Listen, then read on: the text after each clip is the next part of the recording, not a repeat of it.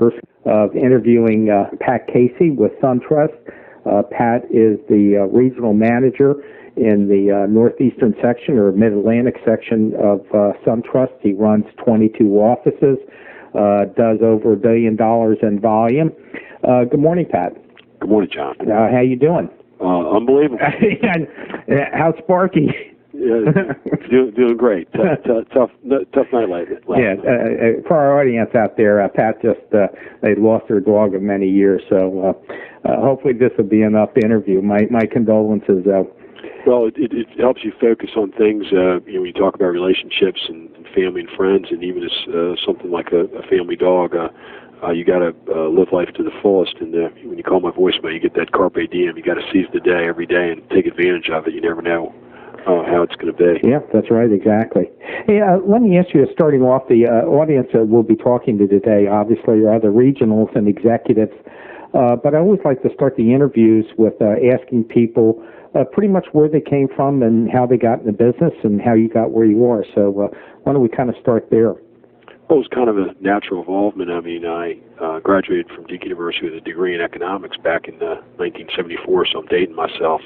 I'm native Washingtonian, and probably had an affinity for real estate deep in my veins just as a young guy, in general. And when I graduated in 74 during the gas crunch, there wasn't a whole lot of jobs going out there to college graduates, and ended up visiting my brother in a resort area for a couple weeks before looking for a real job in the Washington, D.C. area, and got offered a job selling real estate in a resort area in Bethany Beach, Delaware. Did that for about a year, and found I really liked it, although it was a tough learning curve down there. People didn't have enough gas to, get over the Bay Bridge and get back, so it was kind of a challenge. And ended up relocating back to the Washington, D.C. area and interviewed for what was my friends termed a real job. And ended up going to the real estate business up here for a company called Carruthers Realtors, which now is Prudential Carruthers.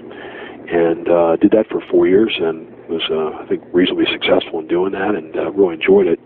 And observed the mortgage bankers. I ended up getting involved a lot in the mortgage banking process of the real estate transaction because I did a lot of listings as a young guy going out there selling real estate. I didn't have a lot of my friends buying them, so I did a lot of listings and found out that the financing gets screwed up and never really kind of realized how that could happen. And so it almost became like a surrogate loan officer with the loan officers that were handling transactions, and learned that the way I did business as a real estate broker was very conducive to the mortgage business, meaning that I serviced a small group of customers, maybe 8 listings. So I got down to 5. I went out and looked for more, but I did a real high-quality service level for them and tried to build a relationship and a long-term base of customers, but realized that there wasn't a whole lot of loyalty of customers in the real estate business, and felt that my financial skills and expertise and the educational background, I would be in a better spot to compete on the mortgage banking marketplace, and it was financially rewarding, and it evolved into that. I went to work for the mortgage banker that I had done business with on a relationship basis for the 4 years I'd been a real estate broker. Was this Bill Blomquist? So he left shortly thereafter, and after about 8 months, the company I went work for initially went bankrupt. So that was another baptism of fire, and I took over the manager position by default. So really was in a management role, really too early probably in the mortgage banking process before I really built a successful or solid origination base. But I was able to continue manage and originate, which producing manager, which is I have a firm belief in that philosophy today. Although in the changing world, it's tough to do all those things and do them well. So and yet you were a legend. My background. Yeah, and yet you were a legendary producer. For that audience out there that doesn't know you, you literally are a legend in this area, and you're head of the MBA this year, and you were known as one of the most aggressive business people out there in terms of management style. And you have I believe you're a CMB, if I'm correct. Well, I wanted to prove that a retail originator, which I view my permanent rank as loan officer, could go out there and be a CMB. I have a philosophy in the business that everybody should be a CMB, and that'll kind of maybe some of our other comments later on about where the business should be and where we got to be to survive. Mm-hmm. Well, that leads me into the business today, and let me ask you, starting out, what exactly is your management style, and do you have an overall philosophy of business? That's a pretty good question. It'd be interesting to see what my managers that work with me would say about that. I view it as, a lot of the philosophy is very similar to what Crustar, now SunTrust, is and was, and a lot of it came from Mark Smith, former president of the Mortgage Bankers Association of America, and our president for a while, and has a company philosophy built on an upside-down organizational chart, and we really report to the people that report to the customer, the people closest to the customer, and it's not something that's just lip service or a document. We live that. Johnny, you call me, and you're dealing with the customer. I'm working for you, Johnny. How can I make that happen for you to get the customer served? And our company lives that pretty strongly, and it's been key to our success overall. So that's really a business philosophy that we take with us everywhere. Mm-hmm. What about in relationship to your branch managers? What kind of values do you try and instill in them? I have to know some of your branch managers. I know they're very aggressive and very good, high volume producers. And what kind of philosophy do you personally install, and what are the values you look for them? Good question. It is a challenge. I think the kind of the Jekyll and Hyde approach a little bit with the top producing managers. The challenge is that a lot of their compensation is driven by their personal production, but they also can be rewarded under our program pretty significantly for managing a profitable branch in the marketplace. I guess the philosophy from a management style is that I take that high producing loan officer philosophy from my production career to those managers, and I certainly can identify with what it takes to do both, to do your own personal production and run an office. I guess the real philosophy is that I tell them, you got to hire people like yourself. You can try to change people, but you really need to hire people like yourself. You're successful, you're a top originator. The more you can build a system in your branch, whatever that system may be, you obviously have a pretty good bulletproof system for how you're doing your production, with obviously always room for improvement, and the good ones are always trying to improve that system. You've got to, in effect, almost impose that system on them, or find people who are willing to plug in that system that are very coachable and willing. They have the attitude and the aptitude to plug into it, and then they're coachable in terms of the system for doing business in general. So everybody can work together as a team, and you can be more efficient. So that's always the challenge, is getting people to spend time on their business, versus in the business, to say, I got to set some time aside to develop some systems and some track records. So part of the value we try to provide here is to help them with those systems by taking the best methods and practices from other managers and cross-fertilizing it with everybody else and sharing that wealth, and actually helping them systematize it so it's really almost spoon-fed, but not jamming it down their throat. I think our buzzword here would be flexible. You can take the system and you can still put your own tweaks to it and add or subtract pieces to that system, but here's a fundamental structure that's built that we know works within our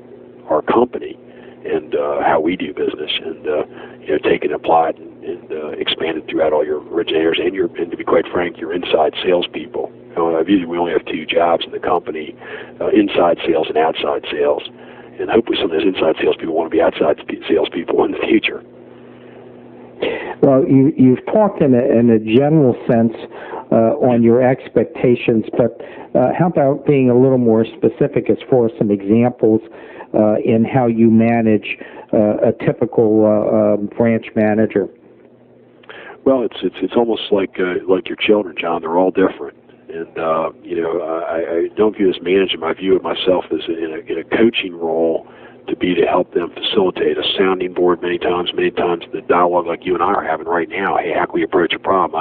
Hopefully I never get to the point where I think I have the answers to the solutions on everything that comes up.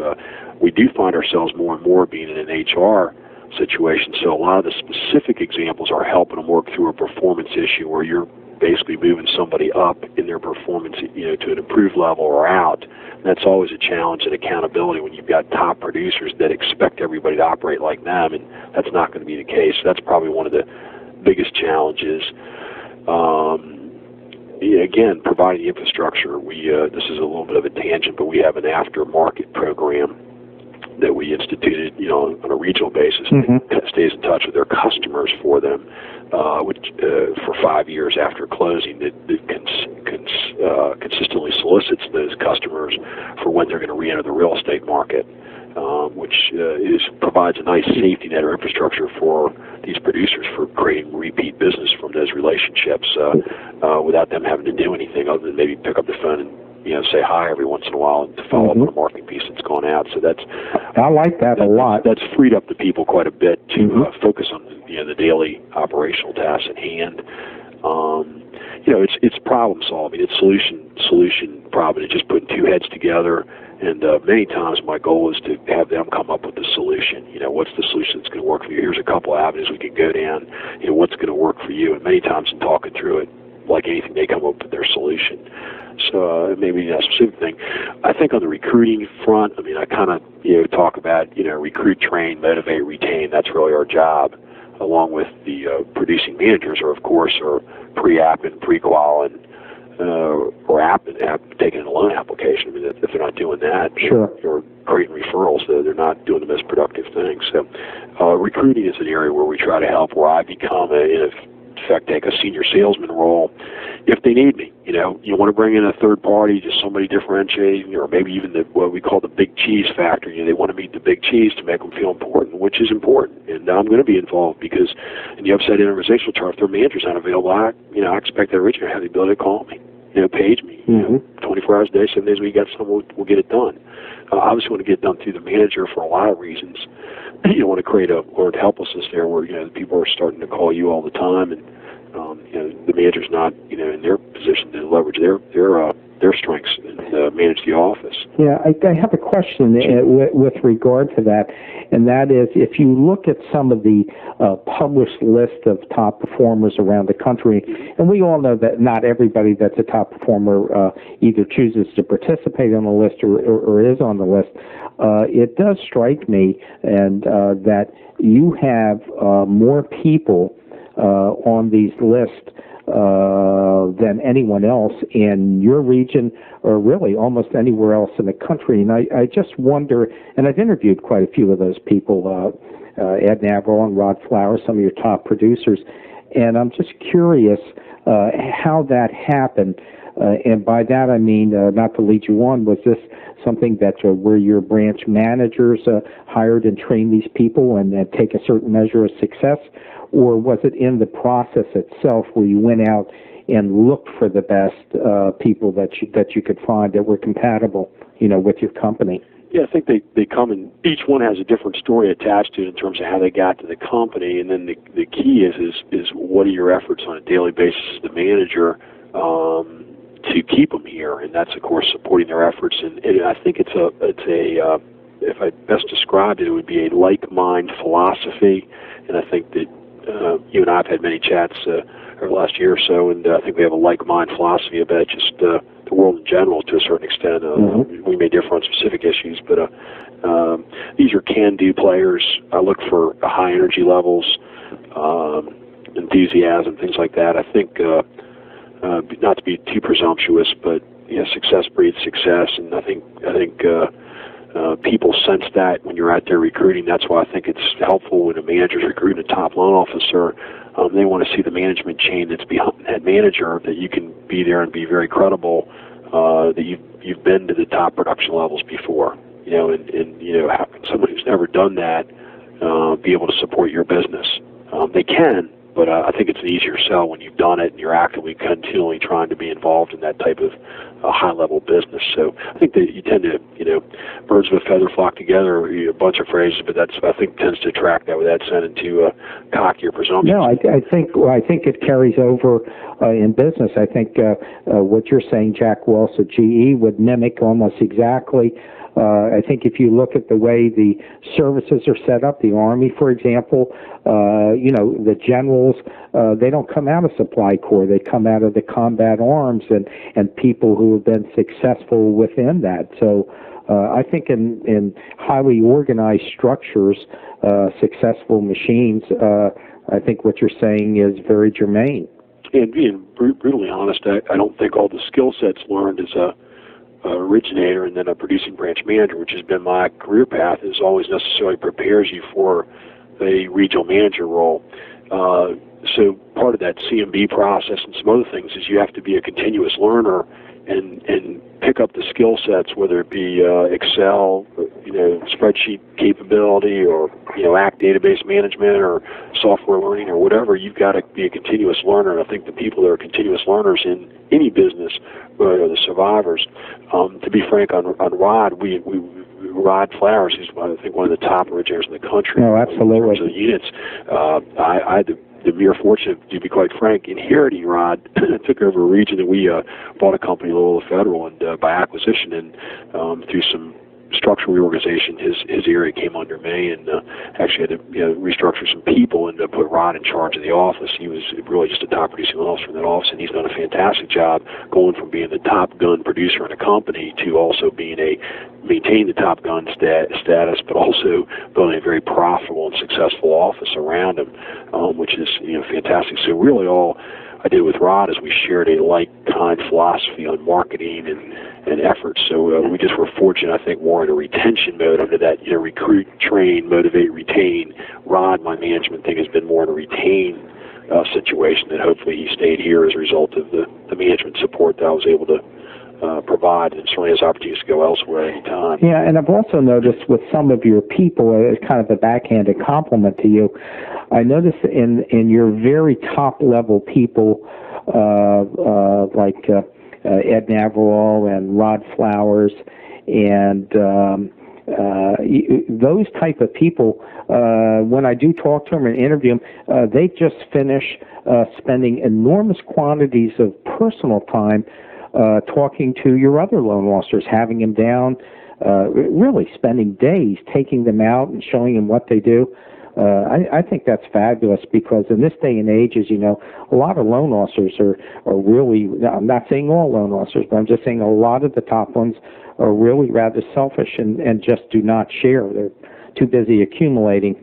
We've been fabulously fortunate in getting people on board that are that way, and that's the main reason for the success. The swipe and adapt culture is well in effect here, and site visits between regions and branches occurs on a regular basis. These guys are very given in their time, and to people at other companies too, to be quite frank, and they get it back tenfold.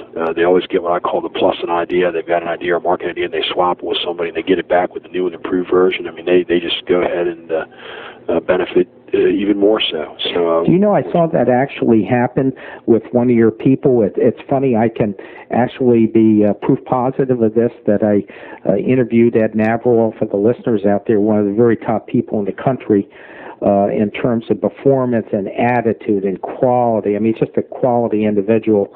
But I interviewed somebody else. I think it was a fellow named Andy Lang over at Atlantic, and he told me that since, and it works for a different company, and he's a top producer, as you know himself, that since they are not in market areas that overlap at all, they actually get together and they share different ideas.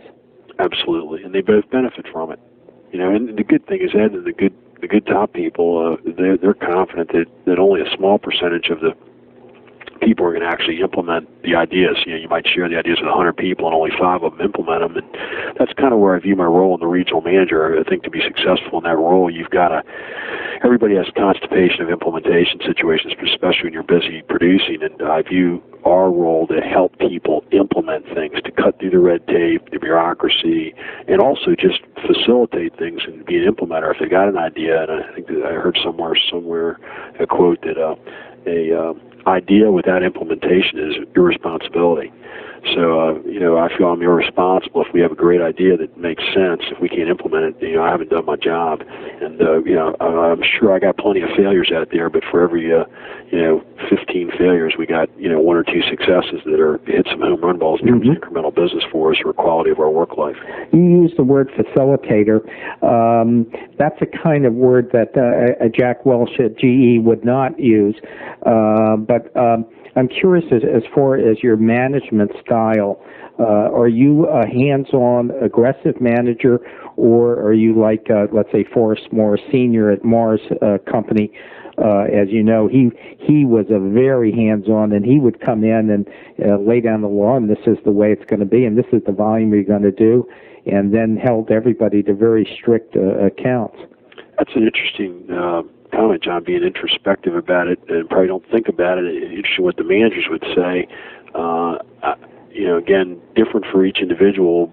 I think room for improvement, if I gave myself a critique, would be to be more hands-on and to hold people more accountable in the sales process for things that need to be done on the branch level. And that, again, goes back to the practice what you preach, having systems built on a regional basis where you have benchmarks, not a ton of things where you have information overload, but you have maybe 10 key benchmarks that you can identify, especially if you're managing that many branches. If one is not performing, it's all of a sudden it's 1 month not performing, 2 months, all of a sudden you got a quarter where you've lost money, and you're quickly losing money in the retail business, particularly if you've got a infrastructure too big relative to the production. And we've all seen that from the ramp-ups of 98 and then downturn of business in 99 and then 2000 with the inventory challenges on properties for sale that have impacted our markets.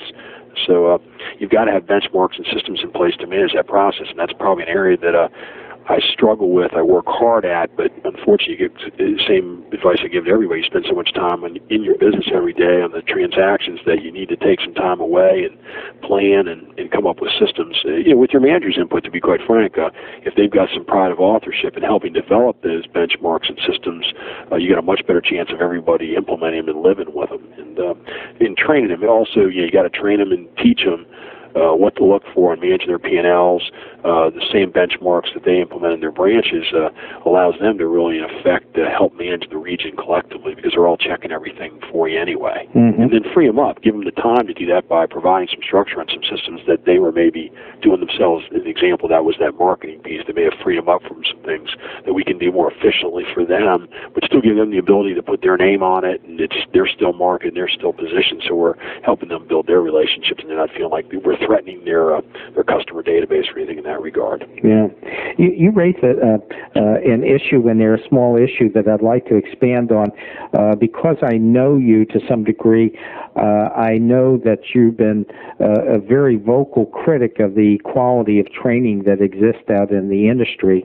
And I just wonder if you would get into that a little bit. For one thing, I would like to know your learning habits and what you do in terms of training yourself and increasing your knowledge. I know you're very, very big on this. I'm kind of throwing you a fluff ball, but our audience out there are people that are in the same position as you, and I think they would like hearing it as far as your personal habits of learning. And then also I'd like for you to talk about training in general and the lack thereof in the industry. Sure. Well, we've chatted about this, about the way we all typically have started as originators in the business. Here's a desk, here's a phone, good luck, you're on your own. And I've heard some of your other interviews where, people, read the manual in a corner for a week, and that's about it.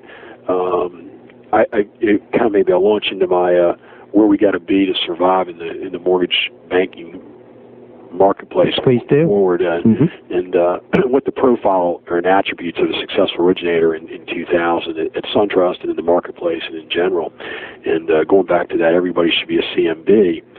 We are, in effect, in my opinion, to be survivors in the mortgage banking marketplace, to have a mortgage banking practice, if you will, similar to a CPA, and that we've been intermediaries in the past in mortgage banking where we've been a broker of money and source for customers, and that still continues, although the structural dynamics are changing. I can't even predict where they're going today.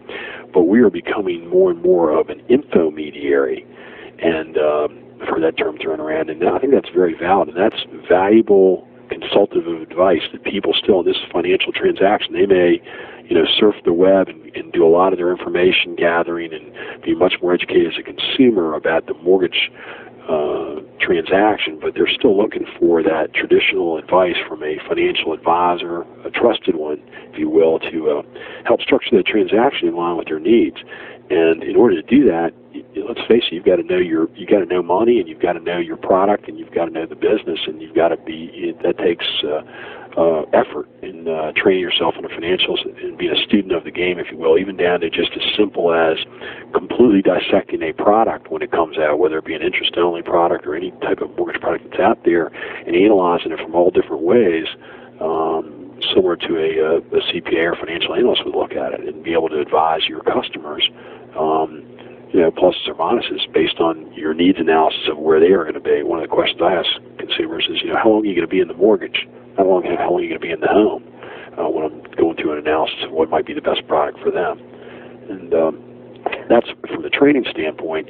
That means embracing technology, leveraging it. Doesn't mean you need to be a techie guru out there, and that's not the highest best use of your time. You can, if you're doing enough business, you can have somebody doing a lot of that work for you. But you need to be able to know what software and technology can do for you, so you can manage it. There are a whole bunch of bodies out there. I've got something like 65 support people, and they've all got a terminal in front of them. That's another 65 bodies I'm managing the way I look at it. So you need to know how to manage that system in order to manage the people.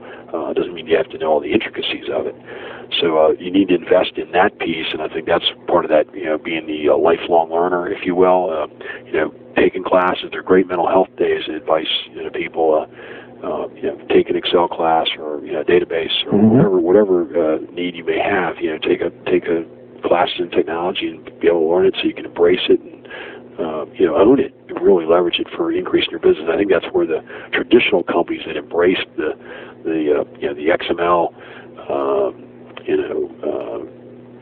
technology that's out there and things like that, those are the people that are going to survive down the road. And as far as training, having a formalized program within your company, and if the company doesn't have it, build one. We've invested in videotapes. We outsource training. We use a number of industry trainers in that regard. Certainly being a student of just the business itself, the trade magazines, Mortgage Banking, National Mortgage News, Mortgage Real Estate Finance Today, Mortgage Originator, to be quite frank. There's a number of trade publications out there that have sales ideas and marketing ideas that can give you ideas. Of course, one of the best ways, of course, is listening to other people that are successful and modeling their behavior, and that's why your interview process and people in the country, I think, is a great way to do that. Yeah, and picking the best out of it.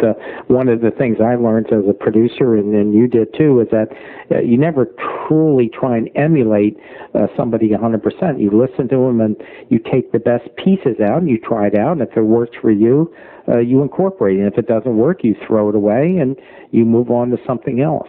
You make it a fit. Absolutely.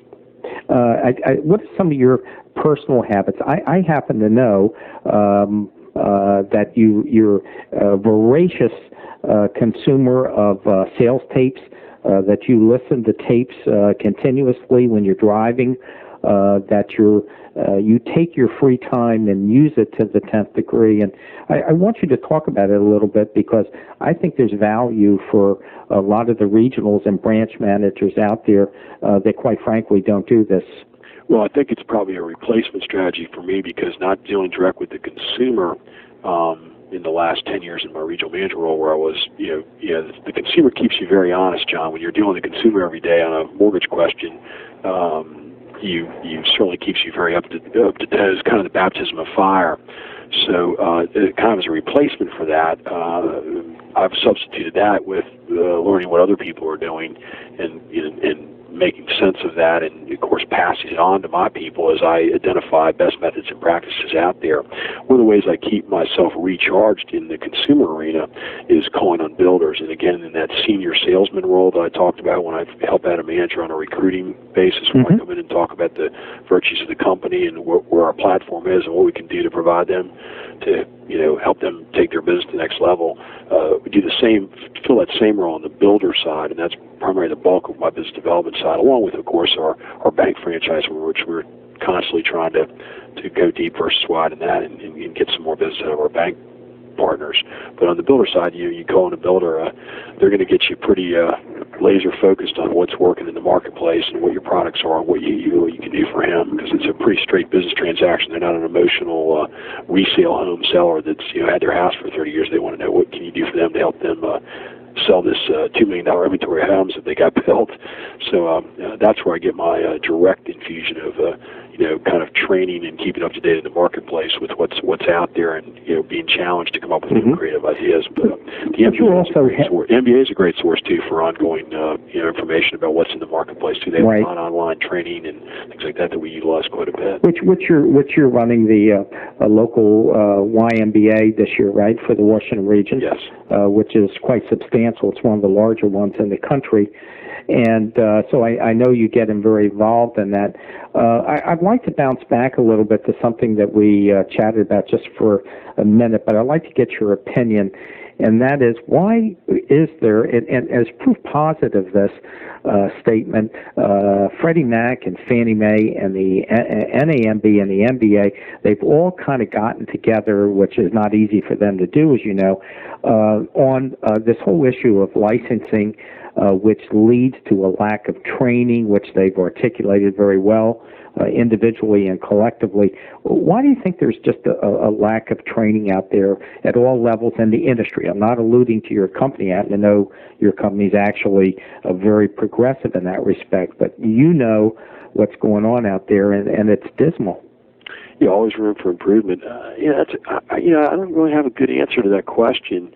I think it really takes an individual company making a commitment that we're going to be a professional practice, if you will, in terms of developing our salespeople into true financial services professionals, and the successful companies, whether it be Xerox, IBM, things like that, they've had significant investment and a long-term commitment to training dollars. I think a lot of us do the sunburns, as we call it in the training. They bring the speaker in for the pump up and the motivational talk for the one day, but it's back to that sales management piece. And I'll face it, I don't have the solution for it. I'm struggling with the accountability of it. Is that once you do the initial training, is having you and your managers accountable for follow-up and making sure that whatever you've trained them on, that you believe in, of course, you got to believe in what you've trained them in, that you are accountable for following up and implementing them. And following up, if it be you bring somebody in a training role and train them on needs analysis, interviews with a customer, and they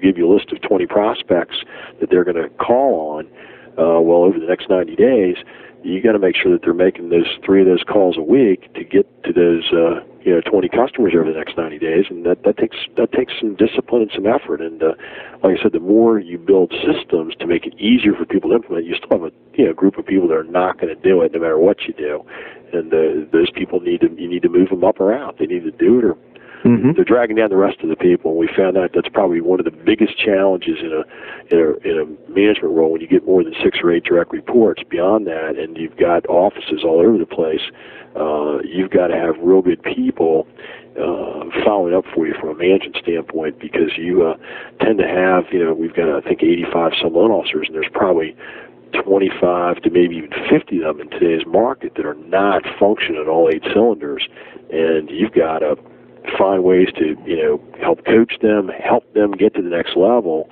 provide the tools. But there's a point where if they're not cutting it, you got to, cut your losses and move on. And you're doing them a favor and your company a favor at that point, because there's a whole bunch of top performers around them that you're not going to be able to attract. First of all, they won't come to your company because you've got underperforming producers there. And then you've got a whole bunch of performers that are looking, why are you tolerating this person? They're taking up space. They're taking up resources. They're just dragging me down in general. That positive sales psyche. And you got to put yourself in that positive shell every morning to come in to do business every day. Yeah. Positive attitude. Yeah, right, exactly. So that's a challenge, and I think that's probably a critique, biggest defect from my area. One is building systems, which is a challenge for me, and then just dealing with the person who's not a performer that needs to be up there. He needs to be an A player, and they're not going to be an A player, and moving on, and admitting you made a mistake on the hire, whether it be a branch manager, particularly, which can set the whole office, in a flurry. Or individual producers, that the manager has you recognize the manager has the same challenges you do, that you need to help them get the motivation to get that person managed up to the level they need to be or out. And that's probably the biggest challenge we face as producing managers. And I'm not quite in the producing role, but I view that the sales call efforts that I make puts me in that role. At least I like to think I'm still doing that job. I'm doing myself. Well, I happen to know your personal habits. I know you travel a lot, and it kind of leads me into my next question. Once again, I'm looking at the other regionals out there and then top executives that are listening to you.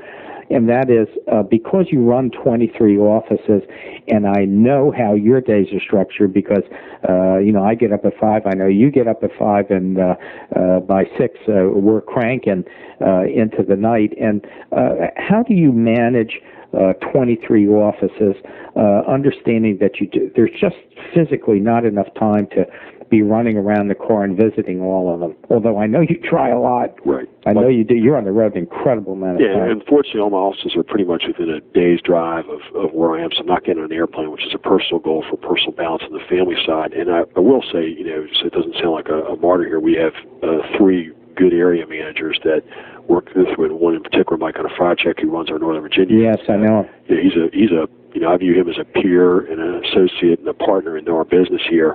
In 29 years in the business, he's had a branch that in 1998 I think did $360 million a year. Yeah, he's excellent. And he's got 18 loan officers, and he's got 5 or 6 smaller officers reporting into him. So, that really takes care of our Northern Virginia operation, which is 50% of our business, and the rest of the offices, we have 2 other area managers, one for Delaware, Pennsylvania, New Jersey is one area manager, and then one also for the suburban Maryland market, if you will.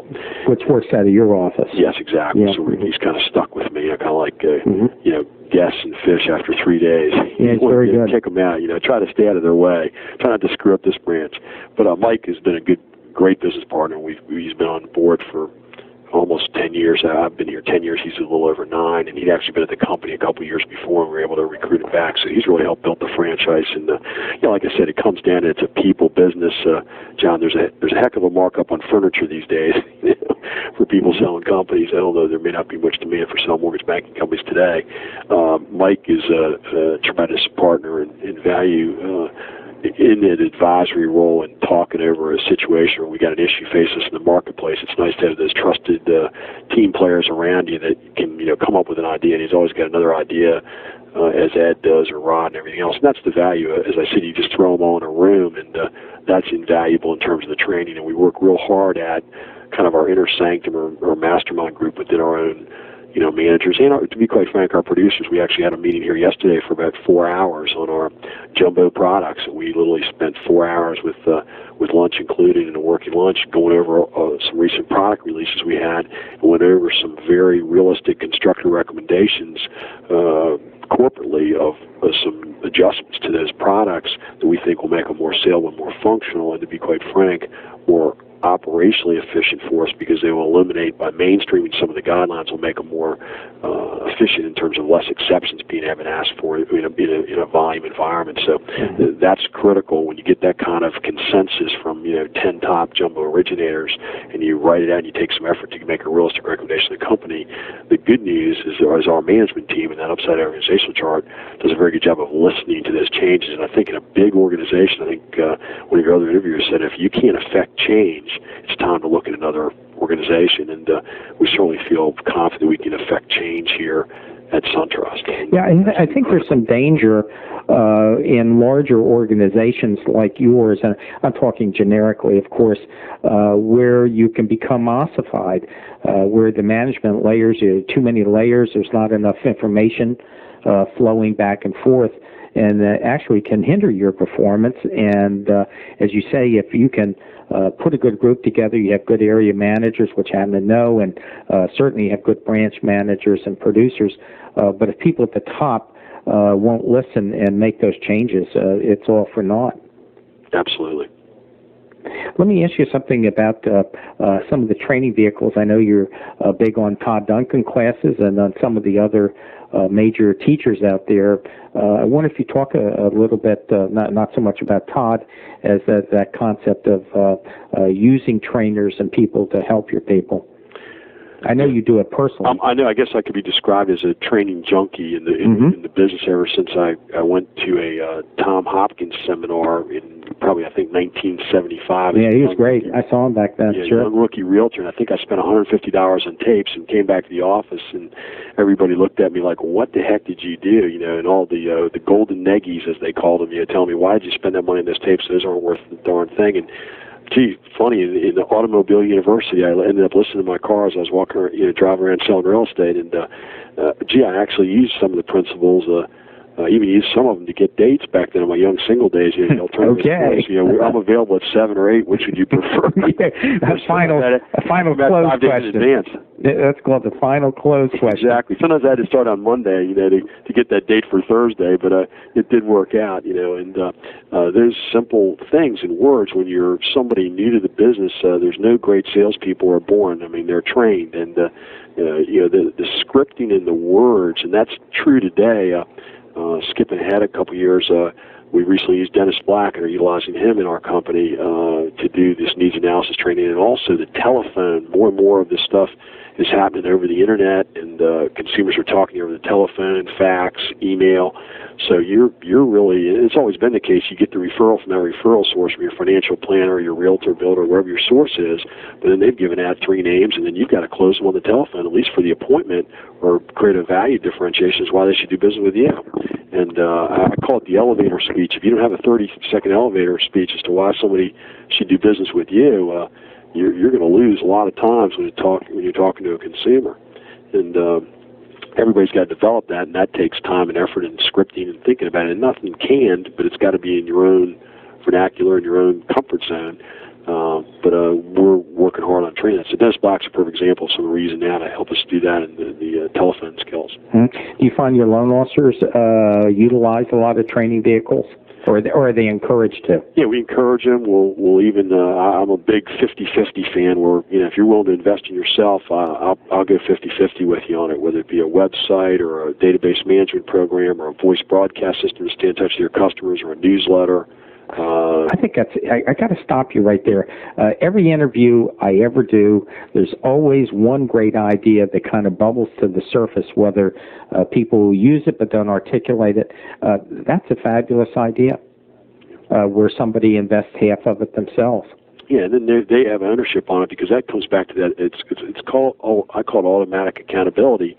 If they've got dollars invested in, specifically 50-50 on it, I don't have to worry about following up on them to say, hey, did you make those calls on that voice broadcast system? Did you follow up on the calls, on the leads that came in? Well, they still may happen with their money invested. They don't follow up, but the odds are pretty high that they're either going to follow up on it and get their money's worth, or they'll stop investing in themselves. And when they stop investing in themselves, of course, I stop investing too. So my dollars go away at that point. I'm not risking money at that point.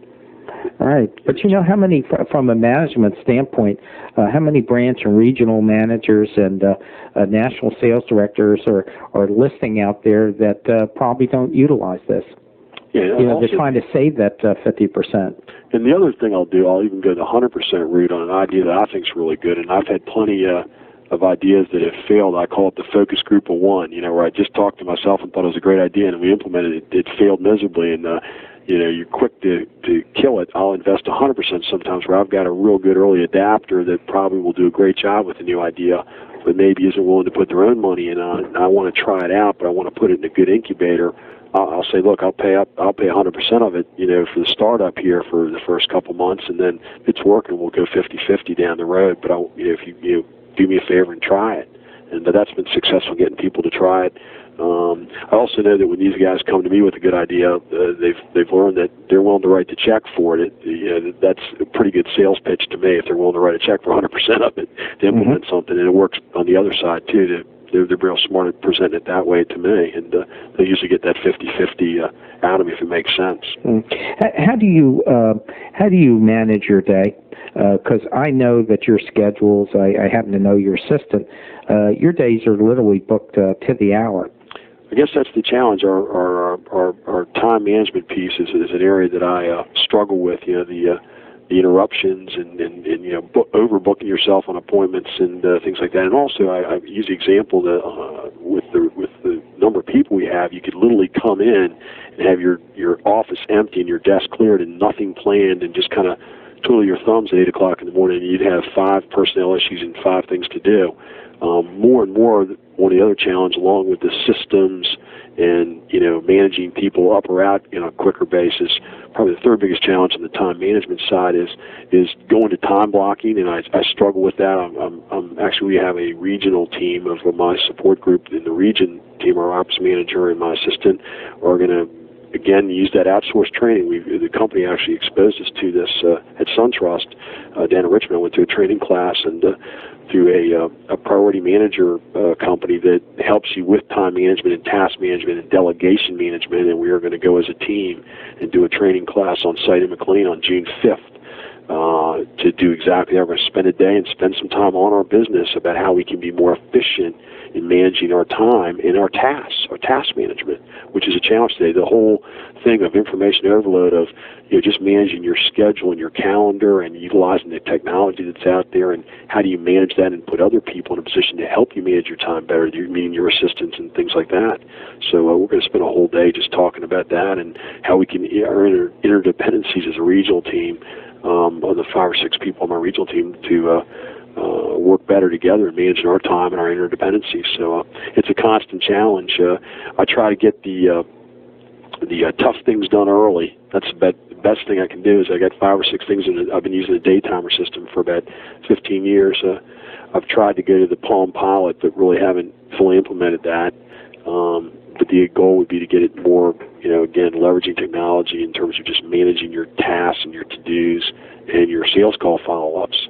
But I try to get the tough stuff done first thing in the morning when, to be quite frank, your brain's still clicking and working. Mm-hmm. And then, try to get your sales calls out, late morning where people are still productive you're talking to. I don't want to be talking to people from 1 to 2:30 during the dead zone in the afternoon if I'm trying to convince them to do business with us. Mm-hmm. And, unfortunately, sometimes from a family balance standpoint, the early evenings sometimes or a Saturday morning are the times when you can get to those top producers on a recruiting opportunity. You want to talk to them about, hey, at least consider us if they're getting ready to make a change in the future. And those gals are tough to get to sometimes. You got to find them when they got a kind of an off moment when they're not producing loans. Right. And those are challenges. So you end up doing that. And, of course, industry meetings and builder meetings and things like that where they have social events and various trade associates that have been involved in create some investment time. So biggest challenge I've done with a 17-year-old son who's getting ready to go to college and a 12-year-old son in 6th grade and a 10-year-old daughter, and, of course, my wife of 20 years coming up in November, the workaholic piece, you recognize that over time that just doesn't pay for both you personally and your family. So I always struggle to create the family balance, to be there for the dinner time, and my weekends are pretty much with my family. I don't have any long-standing hobbies that take me away from some tennis and reading and trying to do a little golf, but primarily just spending time with my family. A lot on the sidelines, coaching my 6th grader in lacrosse this year and attending all my junior and high school lacrosse games this spring and things like that. Just time spent with them and the family. We're getting ready to take a trip overseas here coming up in June, which you and I talked about. So looking forward to spending that time together. As you said, you got to seize the day, if you will. Well, tangential to this is the question of how do you manage your stress.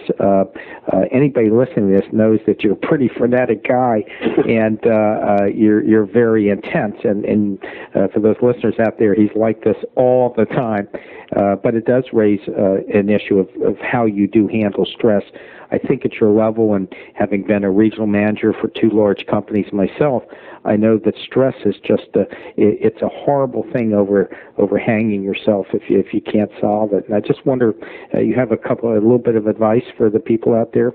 Well, probably not great lately, but I've talked about is health challenges come up. Your health is everything, and you can't let your I think there's a quote I heard somewhere that most of the people spend the first half of their life gaining wealth, and the second half of it they spend it to regain their health. And you really need to take care of yourself on a physical basis. A sound mind and a sound body, and physically fit. Unfortunately, the last couple of years I haven't done a great job of that, but you were a big jock. You're in good shape. In a program with the Sergeant's program, which I was in for almost 7 years, and worked out in the mornings, 3 or 4 mornings a week, from 6 a.m. to 7 a.m. And that actually became a a camaraderie of about 25 guys outside doing military calisthenics, and that became almost another, affinity group, if you will. We all count on each other. That, of course, naturally corrects your diet, John, because you can't eat that, that box of Oreos and a half-gallon ice cream the night before and go do 300 push-ups the next morning. It tends to naturally. For our audience out there, he's talking to me indirectly here. He knows I went to the buffet table and didn't come back. The last couple of years, I've had some injuries on my knee and stuff like that. Yeah, no. Really, that's my excuse, at least, and that's my story. I'm sticking to it. I've gotten away from that, and I've noticed that lowers your energy level. So looking to get back to maybe a little lower key situation where they may be swimming or something to just keep the physical energy level up. And of course, diet. We're all challenged with the temptations of what you eat and what that does for you. But you also I don't think I'm giving anybody any new information on that one. Yeah, but there is something I think that you did mention there that I want to follow up, and maybe this will be the final point we talk about, and that is you seem to set aside as much as you can family time. You said that you try not to work weekends if you don't have to, unless it's a special appointment. And make it early as possible today, so it's not interfering with anybody else's, other things they want to do. Yeah, I think at your level, people can literally kill themselves on the job. I mean, you can go 24 hours a day if you want. Absolutely, and I'm probably accused of that corporally because of people look at you with your portable phone, your pager, and you're on voicemail constantly and things like that. But I view those as tools that help you manage your time. I can respond pretty quickly to stuff. Thank God for technology today.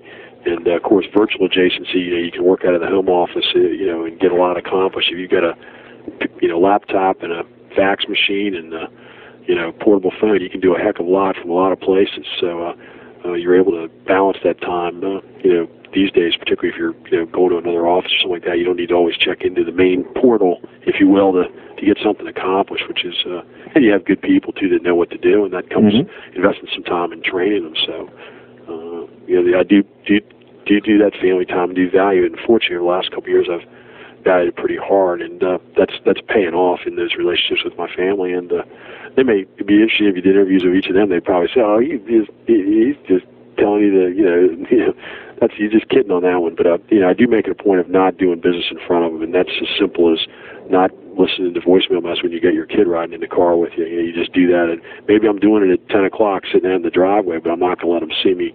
Kind of like don't let them see you sweat. Don't let them see you work if you are doing it. And that's, I think, a very effective way to at least show them that when you're home, you're home. Right. And I think this is a good point to end it on a family note and on a quality note, too. And I want to thank you very much for taking the time to talk to the other regionals and executives and branch managers out there that are listening to you. I know you had a lot of salient points today, having to know, the success that you've enjoyed, and you're well respected. No one becomes head of the MBA in that area without being well respected. And just wanted to thank you for taking your time. John, enjoyed it. Hopefully some of the personal stuff at the end was of value, and enjoyed it. Again, I'd be interested in anybody that's interested in calling me or information or trading ideas, other regionals. Should I give them my contact points? Yeah, that's a great idea. Well, we're